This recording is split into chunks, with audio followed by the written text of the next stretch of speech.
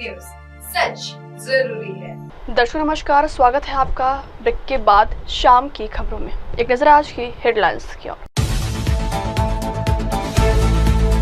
शिवतांडव से गूंजा Indian army का संजय राउत का सवाल, रावलपिंडी इस्लामाबाद पहुंचने से किसने रोका? सीज़फायर के बाद अब बयान से पलट रही है पाकिस्तान। मदुरै में मनाया जा रहा है कल खदर की फिरई महोत्सव। रायपुर में दर्दनाक सड़क हादसा। तो खबरें विस्तार से। शिवतांडव से गूंजा इंडियन आर्मी का मंच। भारत और पाकिस्तान को लेकर भारतीय सेना की डीजीएमओ की प्रेस कॉन्फ्रेंस ने उसे और सबका ध्यान खींच लिया जब ऑपरेशन सिंदूर की प्रस्तुत की गई क्लिप में शिव तांडव की धुन सुनाई दी। पूरा प्रेस कॉन्फ्रेंस हॉल शिव तांडव स्रोत की ध्वनि से गूंज उठा। इसी प्रेस कॉन्फ्रेंस में एयर मार्शल AK भारती ने पाकिस्तान को समझ जाओ वरना के अंदाज में कहा है कि हमारा काम दुश्मन को तबाह करना है, डेड बॉडी की गिनती करना उनका काम है। रामधारी सिंह दिनकर द्वारा लिखी गई ये पंक्तियां पाकिस्तान पर एकदम सटीक बैठती है। आतंकवाद को पोषित करने वाला पाकिस्तान IMF से कर्ज लेकर इस तरह की घटनाओं में लिप्त है। हाल ही में पहलगाम में निहत्थे पर्यटकों की हत्या के बाद भारतीय सेना ने ऑपरेशन सिंदूर में पाकिस्तान को हर मोड़ पर करारा जवाब दिया। भारतीय सेना की जाबाज और बुलंद कार्रवाई ने पाकिस्तान के 9 आतंकी ठिकानों को तबाह। पाकिस्तानी आर्मी के 35-40 जवानों 100 आतंकवादियों को मार गिराया। पाकिस्तान के साथ चली भारत की 3 दिन की लड़ाई में अत्याधुनिक तकनीकों से लैस भारत की मजबूत डिफेंस सिस्टम जैसे S-400 Akash anti aircraft guns, fighter jets और इलेक्ट्रॉनिक वॉरफेयर सिस्टम के जरिए भारतीय सेना ने पाकिस्तान के होश ठिकाने लगा दी। सबके इतर बीते दिन हुए भारतीय सेना की प्रेस कॉन्फ्रेंस की शुरुआत ने पूरे देश का ध्यान अपनी ओर खींच लिया। प्रेस कॉन्फ्रेंस में शिव तांडव स्रोत की ध्वनि और स्क्रीन पर वीडियो में लिखा था, भारत सिर्फ बल प्रयोग से ही नहीं बल्कि अड़िग संकल्प से जवाब भी देता है।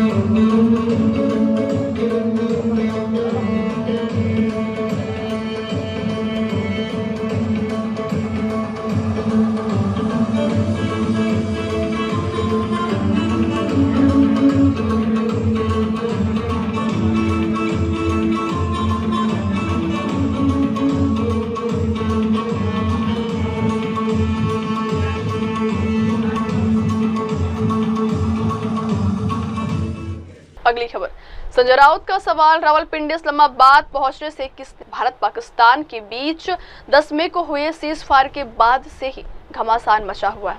शिवसेना इस सीज़फायर को लेकर सरकार हमलावर है। संजय राउत शुरुआत से ही इस सीज़फायर पर सवाल खड़े कर रहे हैं। वहीं अब पार्टी ने अपने मुखपत्र सामना के जरिए भी कई आरोप लगाए।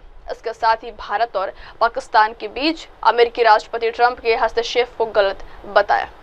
संजय राउत ने कहा है कि राष्ट्रपति ट्रंप को युद्ध में हस्तक्षेप करने का अधिकार किसने दिया?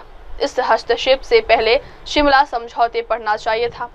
शिमला समझौते में साफ लिखा गया है कि यह केवल 2 देशों के बीच का समझौता है, कोई तीसरा देश हस्तक्षेप नहीं करेगा। बीजेपी नकली चाणक्य है।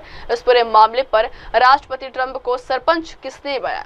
क्या हमने उन्हें चौधरी बनाया? हमारे सशस्त्र बल सक्षम है तब भी जब हमारा राजनीतिक नेतृत्व कमजोर है। संजय राउत ने कहा है कि हमारे सशस्त्र बल जोश में थे, वे लाहौर, पेशावर, रावलपिंडी, इस्लामाबाद तक पहुंच सकते थे। उन्हें किसने रोका?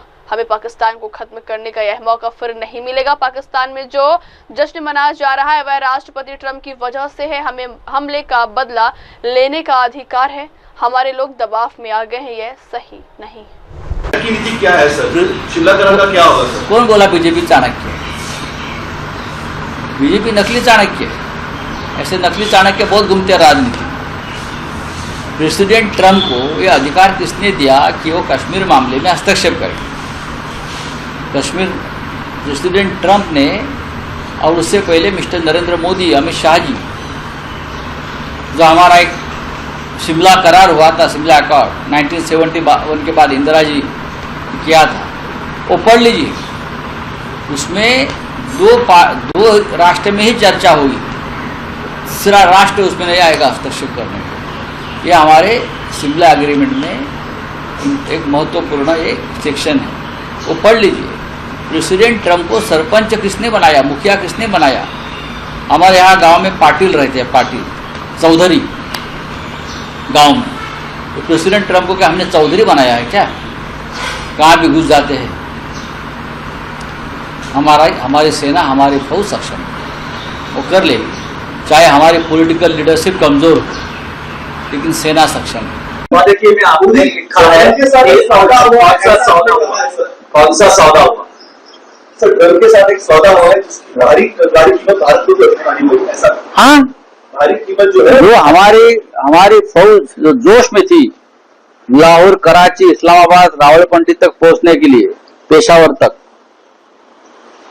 उसको रोका किसने और क्यों? अब ये मौका फिर नहीं मिलेगा पाकिस्तान को खत्म करने का। पाकिस्तान में जो जश्न मनाया जा रहा है उसके लिए जिम्मेदार प्रेसिडेंट ट्रंप है, और प्रेसिडेंट ट्रंप के जो पिले है यहाँ पिले देश में, वो है प्रेसिडेंट ट्रंप को अधिकार नहीं है। भारत पर जो हमला हुआ है, हमारे लोग मारे गए, हमारे बहनों का सिंदूर वो लोगों ने सौभाग्य खत्म कर दिया है, उनका बदला लेने का अधिकार हमको है। प्रेसिडेंट ट्रंप कि हमको ये रोक लिया उसने, और हमारे लोग प्रेसिडेंट ट्रंप के दबाव में आकर हमारा संघर्ष विराम करते हैं, ये ठीक नहीं है। अगली खबर, सीज़फायर के बाद अब अपने बयान से पलट रही है पाकिस्तानी सेना। ऑपरेशन सिंदूर के बाद भारत और पाकिस्तान के बीच 3 दिनों तक भारी संघर्ष चला और फिर अचानक सीज़फायर ने सीमा पर शांतिपूर्ण स्थिति बना दी। अचानक हुए सीज़फायर को लेकर कई तरह के सवाल उठ रहे हैं। विपक्ष भी इस पर सवाल कर रही है कि भारत की ओर से यह साफ कर दिया गया कि सीज़फायर को लेकर पाकिस्तान के अनुरोध के बाद यह पहल की गई थी। हालांकि पाकिस्तानी सेना अब अपने बयान से पलट रही है। पाकिस्तान का कहना है कि उसने सीज़फायर के लिए कभी अनुरोध नहीं किया था। उन्होंने आगे कहा, पाकिस्तान की डीजीएमओ की ओर से सीज़फायर करने और संघर्ष खत्म करने का प्रस्ताव के बाद आपसी राजमंदी हो गई है। फिर 10 मई को शाम 5 बजे दोनों पक्षों की ओर से सीमा पार से गोलीबारी और हवाई हमले बंद कर दिए गए। यही नहीं, हमने 12 मई की दोपहर 12 बजे फिर से बात करने का भी फैसला किया ताकि समझ को लंबे समय तक बनाए रखने के तौर तरीकों पर चर्चा की जा सके। राजीव घई ने कहा है कि हालांकि निराशाजनक रूप से ज्यादा देर नहीं चला, पाकिस्तानी सेना की ओर से महज चंद घंटों के अंदर सीमा पार और नियंत्रण रेखा पर लगातार गोलाबारी की गई है और कल रात तथा आज तड़के ड्रोन के जरिए घुसपैठ करके इन व्यवस्थाओं का उल्लंघन किया गया, लेकिन हमारी ओर से इन उल्लंघनों का जोरदार अंदाज में जवाब दिया गया। डीजीएमओ राजीव घई ने यह भी कहा है कि हमने आज पहले अपने पाकिस्तानी समकक्ष को एक और हॉटलाइन के जरिए संदेश भेजा है, जिसमें 10 मई को डीजीएमओ स्तर पर बनी सहमति के बाद इन उल्लंघनों को लेकर जानकारी दी गई। In the morning, even as we were getting into a huddle to war game the events of the previous night, a routine exercise, I received a message on hotline from my counterpart in Pakistan seeking my willingness to communicate. Since our initial aim was to strike at terror camps, and all our actions in the subsequent days were in response to the intrusions and violations by the Pakistan Air Force and its army, it was decided that I would indeed speak with my counterpart. You are already aware, I've seen it being covered on national television, that my communication with the Pak DGMO was conducted at 15:35 hours yesterday and resulted in cessation of cross-border firing and air intrusions by either side with effect from 1700 hours 10th of May, after he proposed that we cease hostilities. We also decided to further speak on the 12th of May, that's tomorrow, at 1200 hours, to discuss the modalities that would enable the longevity of this understanding. However, disappointingly, and must I add,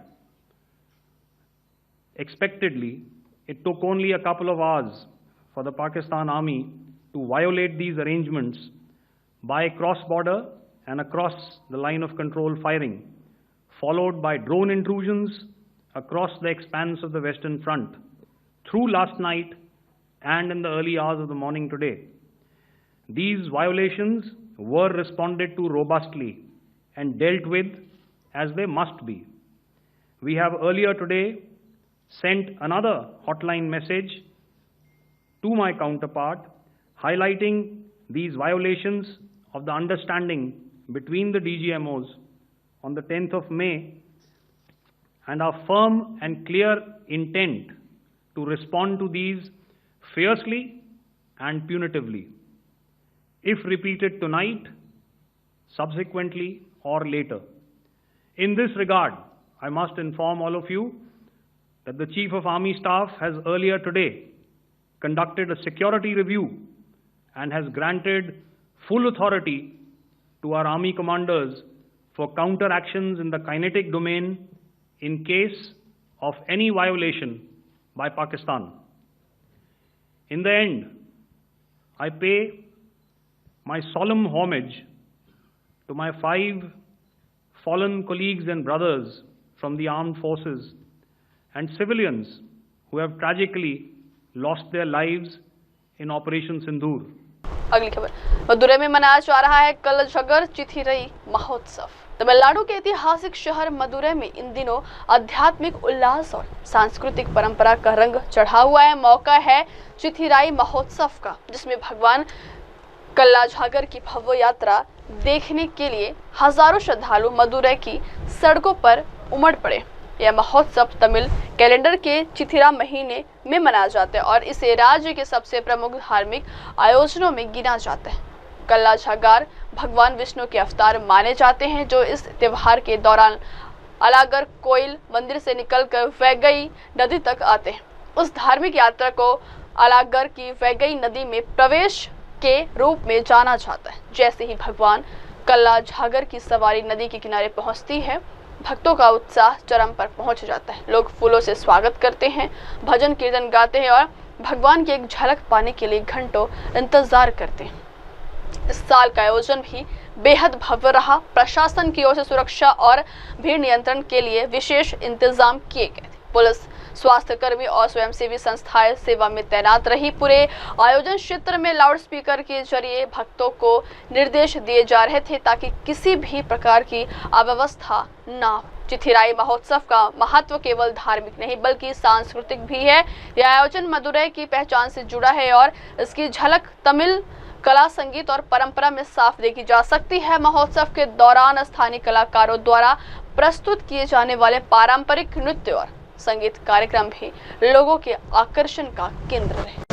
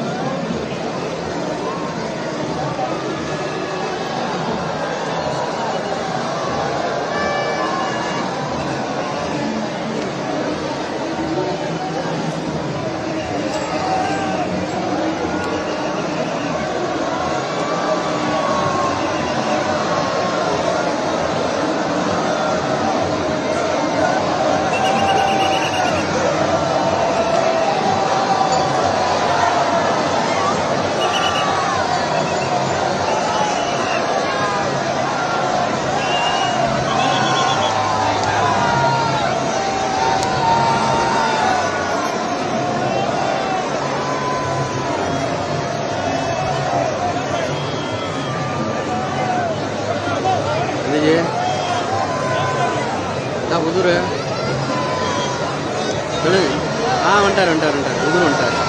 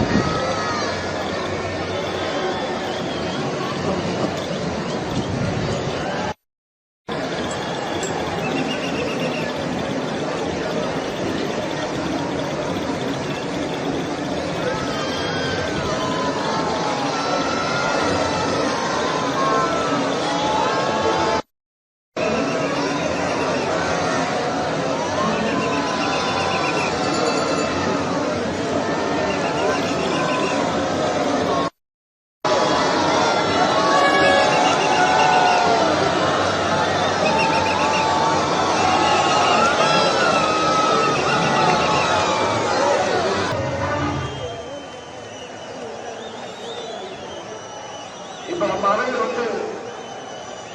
சுத்தி இந்த வளாகத்துல வைகையில் இருக்கக்கூடிய மக்களை எல்லாம் உங்களை எல்லாம் கண்டு அருளாட்சி வழங்க வைகையில சுத்த ஆரம்பிக்க போறாங்க. முதல் சுத்து வரப்போகுது. பெருமாள் உங்களை நோக்கி வந்துருக்காங்க. நீங்க முதல்ல பாதுகாப்பா பத்திரமா இருங்க. குழந்தைகள் வச்சிருக்கவங்க, பெண்கள், முதியவர்கள், நீங்க கொஞ்சம் உங்க பாதுகாப்பா உறுதி பண்ணிக்கோங்க. இந்த சாமிக்கு முன்னாடி பின்னாடி தயவு செஞ்சு அதை வழிவிடுங்க. சாமி வழிவிடுங்க. போடுப்பா காவல்துறை நன்மைகளை தவிர சாமிக்கு முன்னாடி பின்னாடி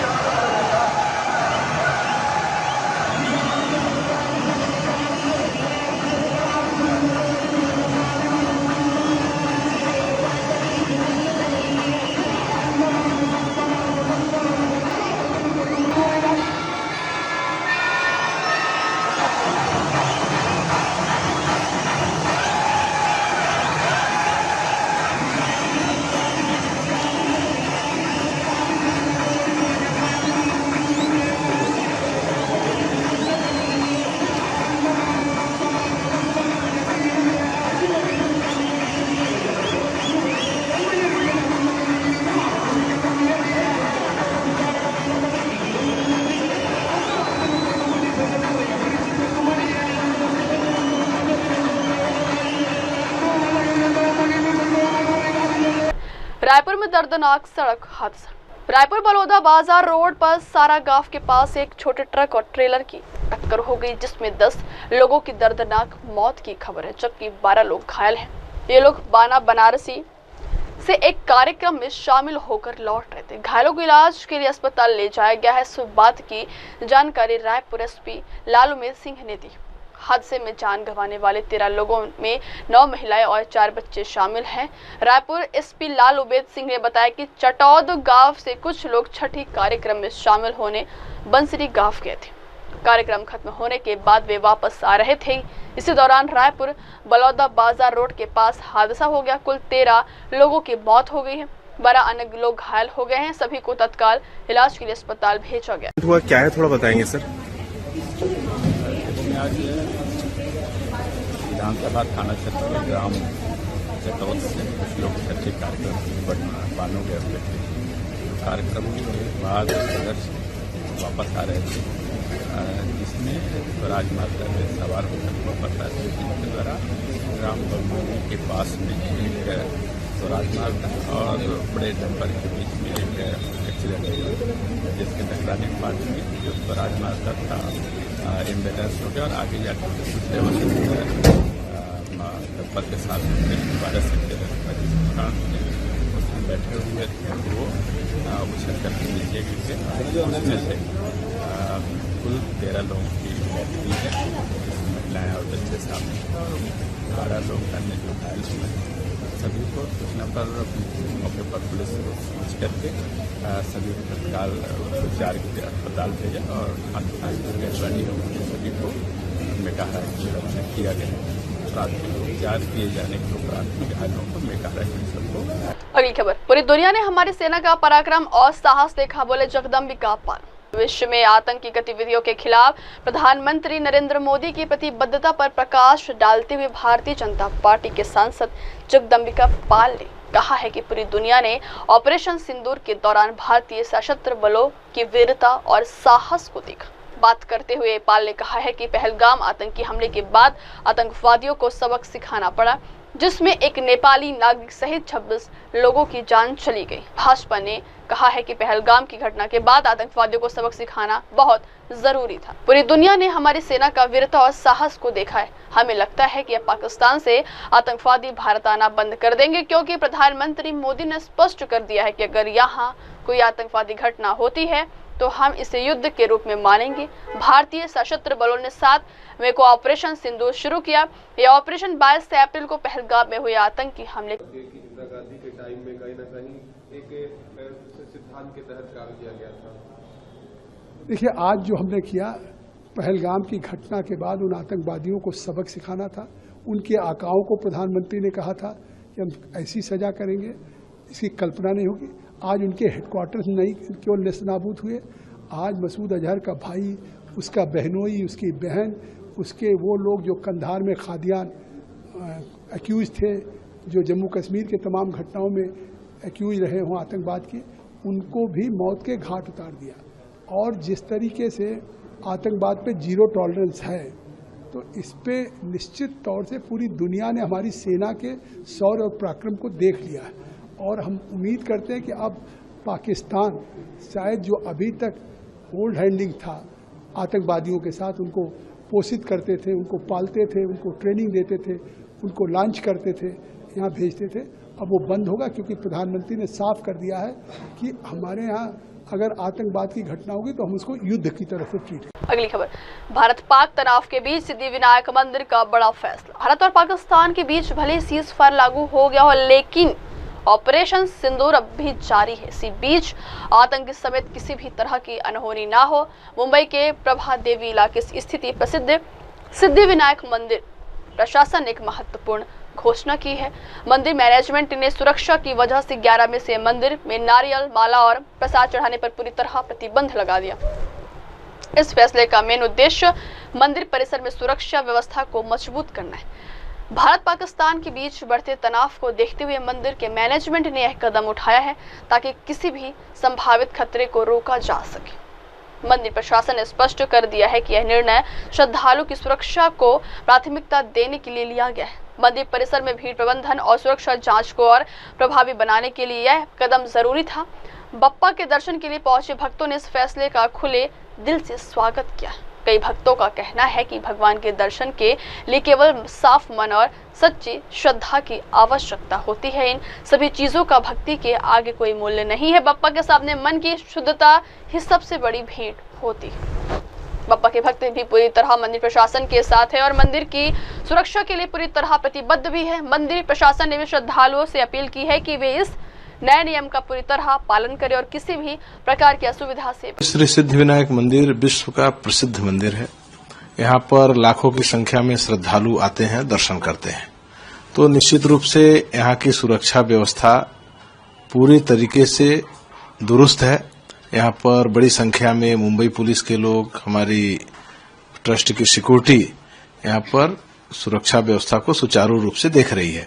इसके अतिरिक्त जो आज जिस प्रकार से देश में माहौल बना हुआ है और युद्ध चल रहा है, तो उसके लिए भी यहाँ पर चूंकि पहले भी आप सभी लोगों ने देखा है कि सिद्धिविनायक को समय समय पर धमकी भी आती रही है और इस स्थान में चूंकि लाखों की संख्या में भक्त यहाँ पर दर्शन करते रहते हैं, तो इसके लिए सुरक्षा के और भी कड़े इंतजाम किए गए हैं। एक्स्ट्रा पुलिस जो है लगाई गई है। हमारे सिक्योरिटी के लोग भी जो है उनकी संख्या और ज्यादा बढ़ाई गई है। और भी हम लोगों ने निर्णय लिया है कि जैसे यहाँ पर नारियल चढ़ाना जो है हम लोग बंद कर रहे हैं, फूल माला चढ़ाना बंद कर रहे हैं, यहाँ पर अन्य कोई लड्डू प्रसाद भी चढ़ाना अभी जो है पूरी तरीके से बंद किया जा रहा है। तो निश्चित रूप से जितनी भी सावधानी है, सभी सावधानी मंदिर प्रशासन ट्रस्ट ले रहा है और यहाँ पर गणेश भक्त बड़ी संख्या में आए और दर्शन करें। सभी लोगों से यही निवेदन है। अगली खबर, सीजफायर समझौते के बाद पीएम मोदी ने भरी हुंकार। भारत के एक्शन से डरे हुए पाकिस्तान ने अमेरिका की शरण ली है, जिसके बाद अमेरिका के उपराष्ट्रपति जेडी वेंस ने पीएम मोदी से फोन पर बात कर पाकिस्तान का प्रस्ताव सामने रखा, जिस पर पीएम मोदी ने अभी कोई रिएक्शन नहीं दिया। पहलगाम हमले के बाद भारत और पाकिस्तान के बीच चलने वाले लंबे तनाव पर शनिवार को विराम लगा था। शनिवार को अमेरिका के दखल के बाद दोनों देशों में सीजफायर समझौते पर बात बन गई। हालांकि उसके बाद भी पाक अपनी नापाक हरकतों से बाज नहीं आया। खबरों के अनुसार भारत और पाकिस्तान के बीच चल रहे तनाव के बाद अमेरिकी के उपराष्ट्रपति जेडी वेंस ने भारत के प्रधानमंत्री मोदी से फोन पर बात की। इस वार्ता के दौरान पीएम मोदी ने साफ कर दिया है कि अगर पाकिस्तान आने वाले समय में कोई कार्रवाई करता है तो उसे इसका खामियाजा भुगतना पड़ेगा। सूत्रों के अनुसार ये जानकारी मिली है कि भारत से पहले घबराए हुए पाकिस्तान ने भारत की साथ दुश्मनी खत्म करने पर सहमति जताई थी। इस पूरी चर्चा के दौरान कहीं पर भी परमाणु शब्द का जिक्र नहीं हुआ है। बताया जा रहा है कि पीएम मोदी ने वेंस के प्रस्ताव को सुना, लेकिन साथ ही ये भी कहा है कि मुझे किसी प्रस्ताव की जरूरत नहीं है।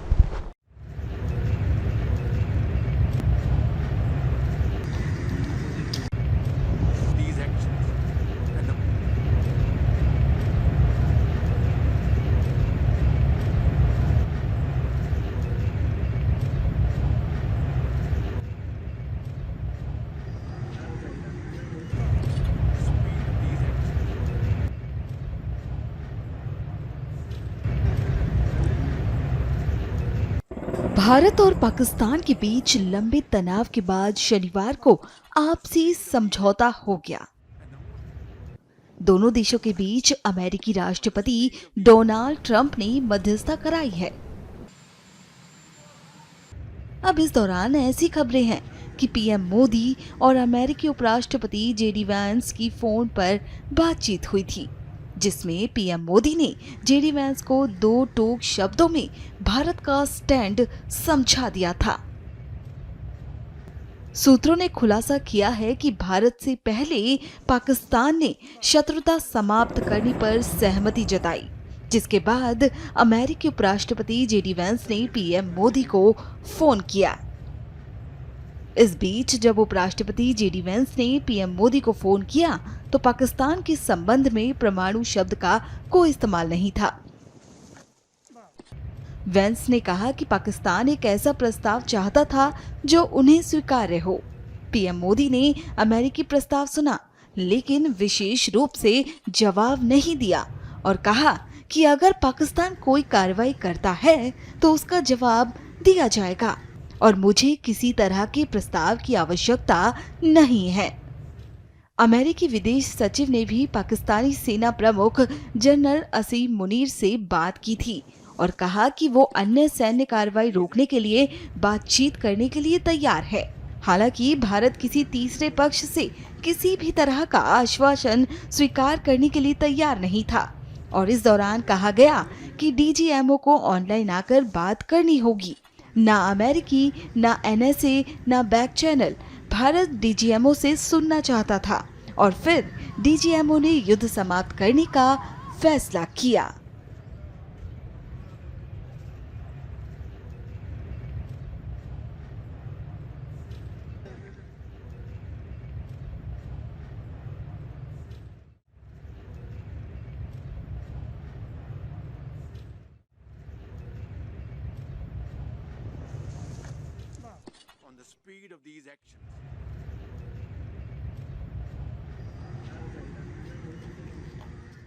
अगली खबर, अमेरिका के राष्ट्रपति को क्यों पड़ी नई विमान की जरूरत। अमेरिका राष्ट्रपति डोनाल्ड ट्रंप बहुत जल्द अपना विमान बदलने जा रहे हैं। अमेरिकी राष्ट्रपतियों द्वारा इस्तेमाल होने वाला विमान बोइंग 757-200 एयरफोर्स 1 दुनिया के सबसे सुरक्षित और उन्नत विमान है, लेकिन बहुत जल्द इस विमान को रिटायर किया जा सकता है। खबरों के मुताबिक डोनाल्ड ट्रंप के मध्य पूर्व दौरे पर कतर के शाही परिवार की ओर से उन्हें आलिशान बोइंग 747-8 जंबो जेट गिफ्ट में मिल सकता है। इस विमान की कीमत करीब $400 मिलियन और इसको कतर के शाही परिवार द्वारा इस्तेमाल किया जा चुका है। डोनाल्ड ट्रंप अमेरिका के राष्ट्रपति के रूप में परंपरागत एयरफोर्स 1 में सफर करते हैं। ये विमान राष्ट्रपति के लिए विशेष रूप से तैयार किया गया है। हाल में एयरफोर्स 1 के रूप में 2 बोइंग 747-200 BB विमान उपयोग में है, जो 1990 के दशक से सेवा में। वही ट्रंप को कतर यात्रा के दौरान वहां का शाही परिवार आलिशान बोइंग 747-8 जंबो जेट गिफ्ट में दे सकते हैं। अमेरिका राष्ट्रपति डोनाल्ड ट्रंप बहुत जल्द अपना विमान बदलने जा रहे हैं। अमेरिकी राष्ट्रपतियों द्वारा इस्तेमाल होने वाला विमान बोइंग 757-200 एयरफोर्स 1 दुनिया के सबसे सुरक्षित और उन्नत विमान है, लेकिन बहुत जल्द इस विमान को रिटायर किया जा सकता है। खबरों के मुताबिक डोनाल्ड ट्रंप के मध्य पूर्व दौरे पर कतर के शाही परिवार की ओर से उन्हें आलिशान बोइंग 747-8 जंबो जेट गिफ्ट में मिल सकता है। इस विमान की कीमत करीब $400 मिलियन और इसको कतर के शाही परिवार द्वारा इस्तेमाल किया जा चुका है। डोनाल्ड ट्रंप अमेरिका के राष्ट्रपति के रूप में परंपरागत एयरफोर्स 1 में सफर करते हैं। ये विमान राष्ट्रपति के लिए विशेष रूप से तैयार किया गया है। हाल में एयरफोर्स 1 के रूप में 2 बोइंग 747-200 BB विमान उपयोग में है, जो 1990 के दशक से सेवा में। वही ट्रंप को कतर यात्रा के दौरान वहां का शाही परिवार आलिशान बोइंग 747-8 जंबो जेट गिफ्ट में दे सकते हैं। अमेरिका राष्ट्रपति डोनाल्ड ट्रंप बहुत जल्द अपना विमान बदलने जा रहे हैं। अमेरिकी राष्ट्रपतियों द्वारा इस्तेमाल होने वाला विमान बोइंग 757-200 एयरफोर्स 1 दुनिया के सबसे सुरक्षित और उन्नत विमान है, लेकिन बहुत जल्द इस विमान को रिटायर किया जा सकता है। खबरों के मुताबिक डोनाल्ड ट्रंप के मध्य पूर्व दौरे पर कतर के शाही परिवार की ओर से उन्हें आलिशान बोइंग 747 8 जंबो जेट गिफ्ट में मिल सकता है। इस विमान की कीमत करीब $400 मिलियन है और इसको कतर के शाही परिवार द्वारा इस्तेमाल किया जा चुका है। डोनाल्ड ट्रंप अमेरिका के राष्ट्रपति के रूप में परंपरागत एयरफोर्स 1 में सफर करते हैं। ये विमान राष्ट्रपति के लिए विशेष रूप से तैयार किया गया है। हाल में एयरफोर्स 1 के रूप में 2 बोइंग 747-200 विमान उपयोग में है, जो 1990 के दशक से सेवा में। वही ट्रंप को कतर यात्रा के दौरान वहां का शाही परिवार आलिशान बोइंग 747 8 जंबो जेट गिफ्ट में दे सकते हैं। अगली खबर, विराट कोहली ने लिया टेस्ट क्रिकेट से संन्यास। विराट कोहली ने भी आखिरकार टेस्ट क्रिकेट से रिटायरमेंट का ऐलान कर दिया है। रोहित शर्मा के संन्यास की खबर से अभी तक लोग उबर भी नहीं पाए थे कि इस बीच विराट कोहली ने भी अचानक टेस्ट क्रिकेट छोड़कर सभी को चौंका दिया। भारतीय क्रिकेट फैंस के लिए किसी झटके से कम नहीं है। जो खिलाड़ी पिछले कई साल से भारतीय टीम की रीढ़ की हड्डी रहे हो, वे एक ही सप्ताह के भीतर छोड़कर चले गए। इसके पीछे क्या कारण है? क्या टीम इंडिया या फिर बीसीसीआई में भीतर कुछ चल रहा है? इसे सामान्य तो नहीं माना जा सकता। भारतीय क्रिकेट टीम अगले महीने इंग्लैंड के दौरे पर जाने वाली है। यहाँ पर 5 टेस्ट मैचों की सीरीज खेली जानी है। इसके लिए अभी तक टीम का ऐलान नहीं किया गया है, लेकिन इसी बीच 2 भारतीय दिग्गज खिलाड़ियों की रिटायरमेंट जरूर हो गया। विराट कोहली का टेस्ट कैरियर शानदार रहा है। वे भारत के सबसे सफलतम कप्तानों और बल्लेबाजों में से एक रहे, लेकिन अचानक टेस्ट क्रिकेट छोड़ना किसी को भी समझ नहीं आ रहा। क्या बीसीसीआई इन दोनों को अगली टेस्ट सीरीज में चुनने से मना कर दिया, या इसलिए ये सब हुआ, या भी ये सवाल भी उठने लगा।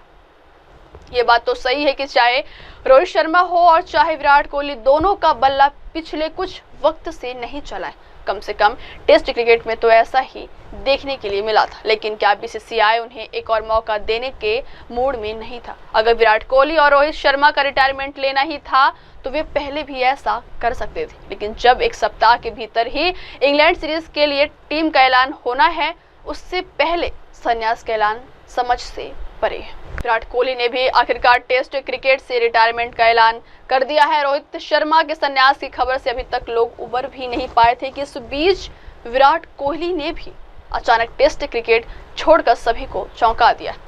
भारतीय क्रिकेट फैंस के लिए किसी झटके से कम नहीं है। जो खिलाड़ी पिछले कई साल से भारतीय टीम की रीढ़ की हड्डी रहे हो, वे एक ही सप्ताह के भीतर छोड़कर चले गए। इसके पीछे क्या कारण है? क्या टीम इंडिया या फिर बीसीसीआई में भीतर कुछ चल रहा है? इसे सामान्य तो नहीं माना जा सकता। भारतीय क्रिकेट टीम अगले महीने इंग्लैंड के दौरे पर जाने वाली है। यहाँ पर 5 टेस्ट मैचों की सीरीज खेली जानी है। इसके लिए अभी तक टीम का ऐलान नहीं किया गया है, लेकिन इसी बीच 2 भारतीय दिग्गज खिलाड़ियों की रिटायरमेंट जरूर हो गया। विराट कोहली का टेस्ट कैरियर शानदार रहा है। वे भारत के सबसे सफलतम कप्तानों और बल्लेबाजों में से एक रहे, लेकिन अचानक टेस्ट क्रिकेट छोड़ना किसी को भी समझ नहीं आ रहा। क्या बीसीसीआई इन दोनों को अगली टेस्ट सीरीज में चुनने से मना कर दिया, या इसलिए ये सब हुआ, या भी ये सवाल भी उठने लगा।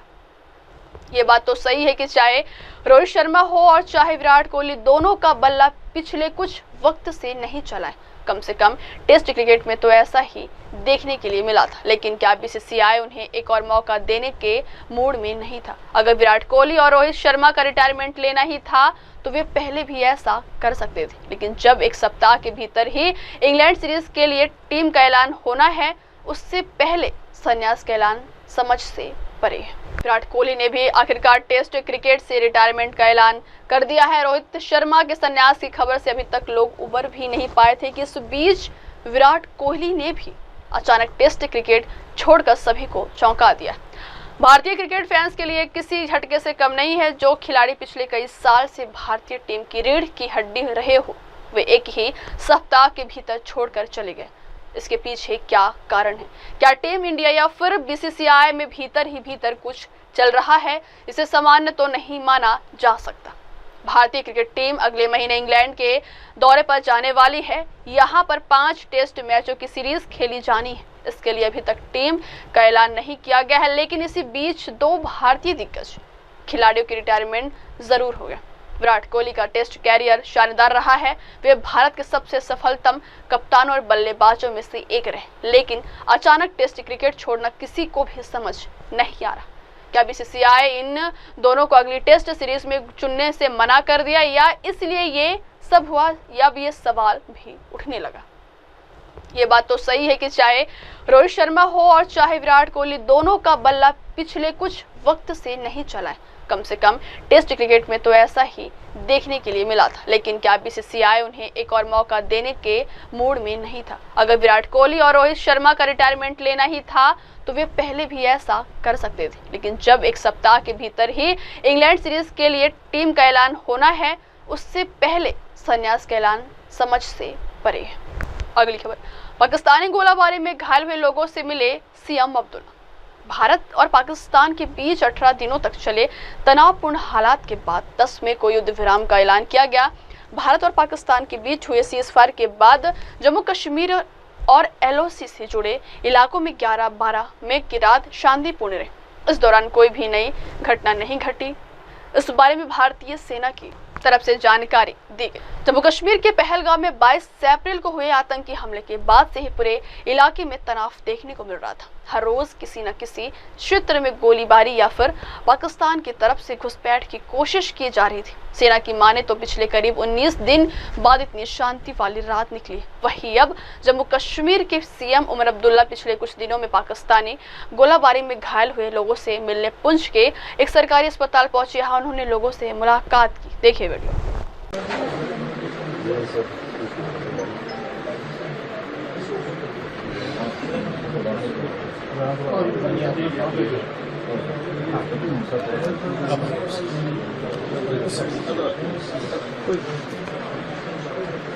ये जो बेटी है बड़ा अच्छा बोला। इसने कहा कि आपने पहलगाम के नेशनल टीवी से इसने कहा पुलवामा में और पहलगाम में जो मेरे 26 आपने ये किया, अब मेरे फैमिली में चले गए हैं, अब क्या करें? ये वो सोल्यूशन नहीं ऐसा हुआ। बहुत अच्छा हमारे गुजराती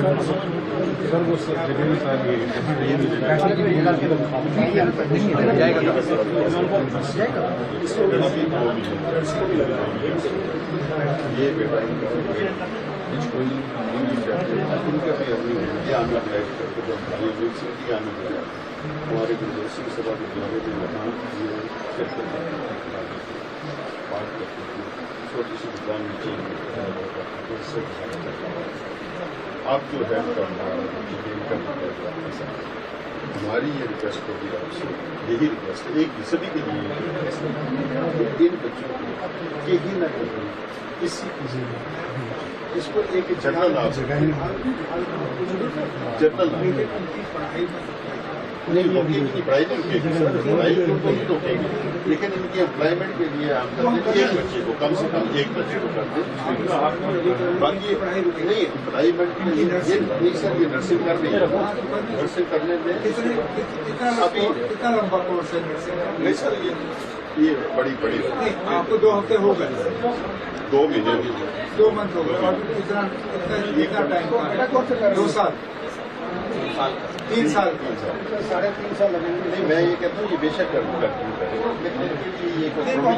प्रोविजन में बात कर रहे थे, आपने जो बात की उसके लिए हमें पॉलिसी करनी है। यहाँ भी कहीं रिसेप्शन की है, सभी लोगों को माली उसके लिए डीसी साहब ने किया, लोकल लेवल पे जो हो सकता तो थोड़ा बहुत किया है, लेकिन हम ये चाहते हैं कि आप गवर्नमेंट लेवल पे नहीं, हालात ठीक हो जाएंगे, वो नहीं मैं कह रहा हूँ। जब तक ये शेडिंग का सिलसिला चल रहा है, बिल्कुल तब तक हम अफसरों से उम्मीद नहीं कर सकते कि वो जाके नुकसान का मुआयना करें। अब जब ये इवन दैन डीसी साहब ने किया, सीज़फायर हो गया, अब जब ये शेयरिंग रुक गया, अब अफसरों को कहा कि ये पूरा जो है डैमेज का असेसमेंट हमने यहाँ से अपना एक ऑर्डर जो है हम अभी जारी कर रहे हैं, जिसमें नुकसान वगैरह का हम जो भी हमें देना होगा वो हम कर देंगे। उसके साथ साथ जहाँ जहाँ लोग जख्मी हुए उनके लिए भी हमने जो है कॉम्पनसेशन का एक स्कीम तैयार किया हुआ है। ऑर्डर जो है वो डीसी साहब के पास आएंगे, जैसे जैसे केस बन के हमारे पास आते हैं हम डीसी करेंगे। बाकी जो आपने नौकरी की बात की उसके लिए हम स्कीम वो फ्रेम करके जहाँ जहाँ क्रॉस बॉर्डर शेयरिंग की वजह से कोई डेथ्स हुई है वहाँ कॉम्पनसेटरी रोजगार बस इतना ही जो जमीन है ना सर, ये जो हुआ आप कई बार असेसमेंट होती है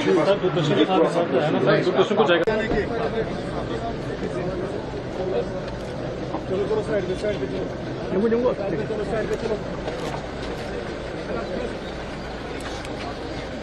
एक साइड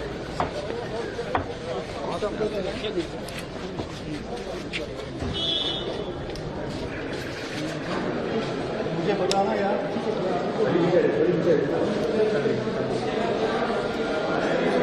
बस आप रुक जाए यार, आप रुक जाए वापस इनको बोले साहब रुक जाओ अरे यार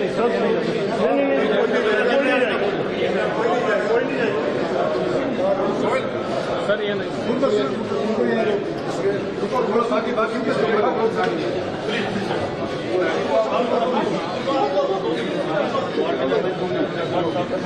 अगली खबर, भारत पाक टेंशन के बीच अमिताभ बच्चन ने फिर शेयर किया पोस्ट। बॉलीवुड के महानायक अमिताभ बच्चन अक्सर किसी न किसी सुर्खियों में छाए रहते हैं, लेकिन इन दिनों वह अपने एक सोशल मीडिया पोस्ट को लेकर काफी चर्चा में।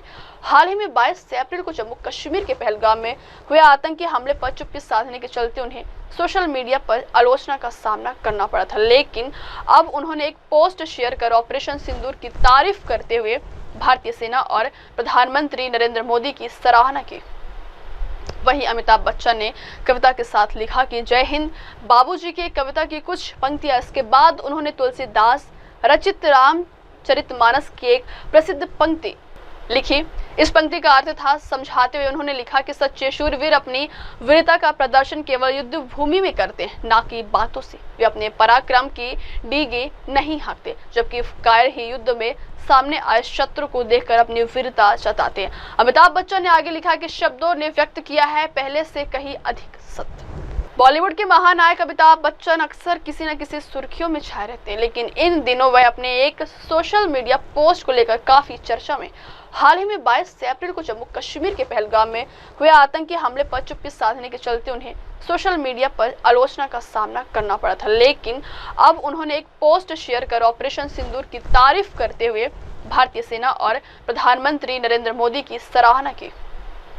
वहीं अमिताभ बच्चन ने कविता के साथ लिखा कि जय हिंद बाबूजी की कविता की कुछ पंक्तियां, इसके बाद उन्होंने तुलसीदास रचित रामचरितमानस की एक प्रसिद्ध पंक्ति लिखी। इस पंक्ति का अर्थ था समझाते हुए उन्होंने लिखा कि सच्चे शूरवीर अपनी वीरता का प्रदर्शन केवल युद्ध भूमि में करते हैं, ना कि बातों से। वे अपने पराक्रम की डीगे नहीं हाँकते, जबकि कायर ही युद्ध में सामने आए शत्रु को देखकर अपनी वीरता जताते हैं। अमिताभ बच्चन ने आगे लिखा कि शब्दों ने व्यक्त किया है पहले से कहीं अधिक सत्य। बॉलीवुड के महानायक अमिताभ बच्चन अक्सर किसी न किसी सुर्खियों में छाए रहते हैं, लेकिन इन दिनों वह अपने एक सोशल मीडिया पोस्ट को लेकर काफी चर्चा में।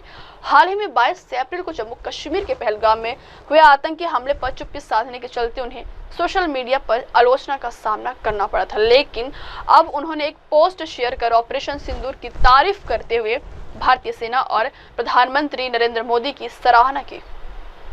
वहीं अमिताभ बच्चन ने कविता के साथ लिखा कि जय हिंद बाबूजी की कविता की कुछ पंक्तियां, इसके बाद उन्होंने तुलसीदास रचित रामचरितमानस की एक प्रसिद्ध पंक्ति लिखी।